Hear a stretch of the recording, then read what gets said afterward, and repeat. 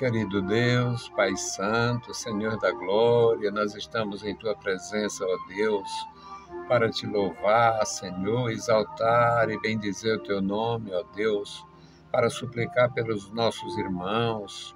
Ó, meu Senhor, nos ajuda, nos guarda, nos dá a Tua direção e proteção, nos dá entendimento, Senhor, da importância de estar na Tua presença, de buscar a Tua face, de suplicar pelo outro, interceder, meu Senhor, pelos novos irmãos, os nossos irmãos, os que estão em aflição. Ó Deus, e te render tributo de louvor pelos que estão bem. Guarda os meus irmãos, da graça, da vitória, sustenta cada vida, Pai. No maravilhoso nome de Jesus Cristo, nós te pedimos e te agradecemos. Amém. Louvado seja para sempre o nosso Deus. Meus queridos irmãos, estamos de volta com a palavra ao amanhecer. É uma bênção a gente ter esta oportunidade de amanhecer ligado, interligado, pedindo a misericórdia, buscando o conselho divino, buscando a orientação do nosso Deus para a nossa vida, para a nossa atividade. O que vamos fazer hoje? O que você vai fazer hoje? Qual é a atividade de hoje? Qual é a resolução do problema? Qual problema você vai tentar solucionar hoje? Qual é a iniciativa? Qualquer que seja a nossa iniciativa, qualquer que seja a nossa necessidade, o nosso desafio, é maravilhoso conscientizar-se, não estamos sós, não andamos sós, não vivemos sozinhos. Na nossa casa, no aconchego da família, no aconchego do lar, nosso Deus, uma voz dos céus para nos orientar. Na nossa atividade, na nossa ação social, no sentido de promover o bem-estar da nossa vida, da nossa família, a voz de Deus para nos orientar como fazer, o que fazer. Em relação aos perigos, ao risco, vivemos com o pé na rua, vivemos com o pé na areia movediça, numa sociedade muito insegura, muita violência, inclusive estimulada. A violência é estimulada. Fizeram campanha de desarmamento, desarmar o cidadão. Fizeram campanha de conscientização, conscientizar alguns. Fizeram campanhas e mais campanhas e nós estamos hoje amargando os mais altos índices de violência. É cruel. Então, diante do exposto, precisamos da proteção de Deus, o escudo divino, a espada divina, a voz divina, a palavra divina. Precisamos da orientação do nosso Senhor. Então, vamos à leitura. Nosso texto hoje é o Salmo 89, versículos de 1 a 7. Precisamos da orientação do Senhor, e a orientação do Senhor é perfeita, é profunda, é maravilhosa. Salmo 89. As benignidades do Senhor cantarei perpetuamente. Com a minha boca manifestarei a tua fidelidade de geração em geração. Pois disse eu, a tua benignidade será edificada para sempre. Tu confirmarás a tua fidelidade até nos céus, dizendo, fiz uma aliança com o meu escolhido. Jurei ao meu servo Davi, dizendo, a tua semente estabelecerei para sempre, e edificarei o teu trono de geração em geração. E os céus louvarão as tuas maravilhas, ó Senhor, a tua fidelidade também na congregação dos santos. Pois quem no céu se pode igualar ao Senhor? Quem entre os filhos dos poderosos pode ser semelhante ao Senhor? Deus é muito formidável na Assembleia dos Santos e para ser reverenciado por todos os que o cercam. Louvado seja o maravilhoso nome do Senhor. As versões de Bíblias, meus irmãos, que chegaram a nós, elas têm diferentes linguagens, as línguas são dinâmicas e vão sendo atualizadas, tem palavras novas, neologismos, são palavras novas, e todas as palavras, todas as línguas, melhor dizendo, passam por modificações, por alterações, por atualizações e influência de outros idiomas. A nação de Israel, a nação da Bíblia, recebeu a Bíblia no formato Moisés. É uma palavra única, exclusiva, só Israel tinha, só sacerdotes manuseavam e era inalterável. O tempo passa, a nação passa pelos processos que são conhecidos, as confusões políticas, aí tem um problema com os babilônicos, no caso do reino de Judá, que era o guardião da palavra, e os judeus ficam 70 anos na Babilônia. E quando voltaram da Babilônia, eles tinham sido influenciados em parte na linguagem. Os meses do calendário, que eram apenas numerados, passaram a ter nomes, todos têm nomes, e uma série de modificações. Não mudou a crença, não mudou a esperança, não mudou os conceitos bíblicos, teológicos, não mudou para os judeus. Mas eles, privados do templo, adotaram a questão das sinagogas. Privados do espírito profético, do ministério profético, naquele período chamado período interbíblico, entre Malaquias e Mateus, portanto, entre o último livro da Antiga Aliança e o primeiro livro do Evangelho, são quase 400 anos e eles ficaram sem profetas. Então surge ali os movimentos e se solidifica o farisaísmo e os saduceus e a questão da sinagoga, uma série de coisas novas para preservar a antiga revelação de Deus. No período de Alexandre, o rei macedônio que conquistou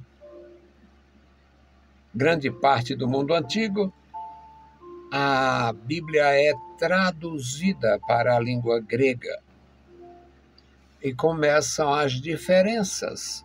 Apesar das lendas que tinham 70, a versão dos 70 porque tinha 70 homens fazendo o trabalho sem se comunicarem, fazendo separadamente e tal, e quando foram comparar estava tudo perfeito, tudo igual, atribuindo perfeição ao homem ou atribuindo perfeição ao Espírito de Deus, não sei, parece mais lenda. Mas a verdade é que nós temos a Bíblia em nossas mãos. E esta revelação gloriosa nos coloca nesta posição de destaque, nesta posição de privilégio, mas ela nos responsabiliza. Primeiro, nós devemos ser ministrantes. E aqui este salmo começa: as benignidades do Senhor cantarei perpetuamente. Ou seja, tudo que o Senhor faz, tudo que o Senhor fez, tudo que o Senhor ensinou, tudo que o Senhor fez pelo homem deve ser publicado perpetuamente. O salmista pessoalmente falando isso: com a minha boca manifestarei a fidelidade de Deus, ou a tua fidelidade, de geração em geração. Pois, disse eu, a tua benignidade será edificada para sempre. Tu confirmarás a tua fidelidade até nos céus, dizendo: fiz uma aliança com o meu escolhido. Jurei ao meu servo Davi, dizendo: a tua semente estabelecerei para sempre. Não é segredo para quem admira o povo judeu, não é segredo para os leitores da Bíblia, não é segredo para quem cultiva a verdadeira fé no Deus da revelação, que aquela promessa não partiu do homem. Homem nenhum se eterniza. Não se eterniza. Os homens fizeram tumbas de pedras, fizeram templos e monumentos, colocaram seus nomes e suas múmias. Algumas múmias foram arrancadas do meio dos tesouros. Mas é só uma múmia de um morto, é só uma múmia sepultada no meio dos tesouros, e não existe um descendente daqueles indivíduos. Não existe um descendente do Tutankhamon, não existe um descendente de Akhenaton, não existe um descendente de Nabucodonosor, não existe um descendente de Alexandre, não existe um descendente de Neco, o faraó, não existe um descendente. Quiseram se eternizar e se eternizaram numa pedra, se eternizaram numa múmia, se é que eternizam. Uma múmia preservada, limpa, tira a poeira, evita que o tempo destrua. Mas é só isto. Abraão recebeu uma promessa e não tinha filhos. Deus cumpriu a promessa, lhe deu filhos. O Jacó era neto do Abraão e Deus lhe deu realmente uma família grande. Ele, com 10 filhos e 2 netos, forma as 12 tribos e Deus cria a nação com 12 tribos. Coloca naquela terra conquistada, pelejada, buscada, ambicionada, e é uma realidade nos dias de hoje. Está lá Israel, o DNA do Abraão, um DNA matricondrial. Já ouviu essa palavra? Parece um palavrão. Um DNA matricondrial, mostrando a procedência também da mãe daquela nação. Deus fez a promessa e cumpriu. A tua semente estabelecerei para sempre. Não tinha como pensar nisto. Jamais alguém teria uma explicação. Até que, da casa de Davi, da família de Davi, do povoado de Davi, da cidade de Davi, nasceu o Messias. Um menininho que foi recebido e recebeu o nome de Jesus. O nome não foi escolha paterna ou materna. O nome foi anunciado dos céus. O anjo disse: o nome é este. Então, meus amados, é maravilhoso no meio de toda esta dificuldade, a confusão religiosa, a confusão infernal, a perversidade teológica, os inimigos ensinando o mal, fazendo o mal, os usurpadores tomando a igreja de assalto, dominou a tesouraria. Está ótimo para eles. Destrói a doutrina, destrói o louvor, destrói toda a estrutura e identidade. Parece que esta geração veio de encomenda para destruir. Não constrói nada. Pode construir monumentos, estádios, pode fazer... Cada denominação pode fazer o seu próprio castelão. Como eles conseguem destruir a doutrina, o louvor, a seriedade, a dignidade, a história, a tradição, é mesmo que nada. Fique com o castelão de vocês aí. Então, diante de toda essa loucura, nos resta uma escolha: ficar aos pés do Senhor, amanhecer buscando a sua orientação, a sua face, entender que o Senhor tem zelo por você e deseja te abençoar. Então, vai fazer viagem, fale com Deus. Vai fazer negócio, fale com Deus. Vai comprar, fale com Deus. Quer vender, fale com Deus. É Deus o nosso orientador. Deus abençoe meus irmãos de uma forma profunda e gloriosa. E hoje nós vamos orar. A nossa intercessão é pela orientação. Infeliz o ministro que assume uma igreja e destrói sua história, destrói sua tradição, destrói o que os outros construíram. Infeliz um pastor que está cheio de honra e ninguém se aproxima porque sabe que só tem valor o que ele faz, o que ele fez. Infeliz o ministro que ministra para os outros e não ministra para si. Vamos orar pela igreja, orar por esta geração, orar por cada um, até mesmo os que não participam da igreja diretamente, para que não fiquem sem a orientação divina. Amado Senhor, Pai querido, Pai santo, que está nos mais altos céus, nós estamos em Tua presença. Tu conheces, meu Senhor, nosso habitar. Sabemos que Tu está nos mais altos céus, no alto e sublime trono. E Tu nos vê, meu Senhor, aqui no Pantanal. Tu nos vê, meu Senhor, aqui no pântano. Tu nos vê, meu Senhor, aqui na areia movediça desta sociedade.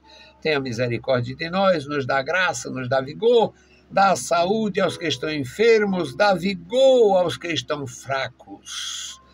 Dá a orientação, Senhor, os que estão ficando para trás, desorientados, sem motivação e sem fé. Amado Senhor, guarda os meus irmãos, os que têm investido na Tua obra, continua operando, fazendo maravilha, Senhor, através das mãos da igreja. Tu és o nosso Deus, não precisaria do homem, mas Tu queres, ó Deus, usar e fazer obras extraordinárias através dos Teus discípulos. Amado Pai, ouve, Senhor, as nossas petições. Nós te pedimos em nome de Jesus. Meus queridos irmãos, a paz do Senhor e bom dia.